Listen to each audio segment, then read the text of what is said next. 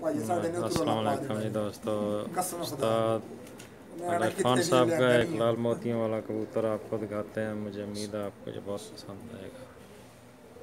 सामने करो जी और करीब है तो दे दो।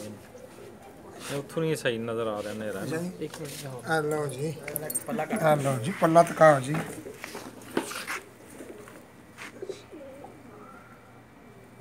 आँख दिखा रहे नहीं लाइट नहीं आ और ठहर जा तेरे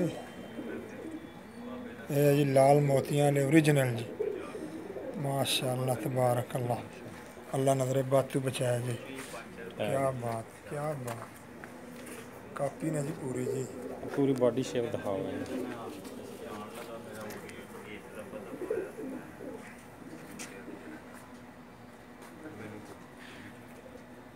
क्या बात है लाल मोतियां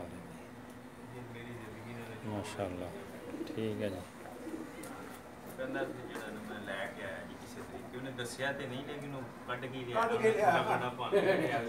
बल्ले भाई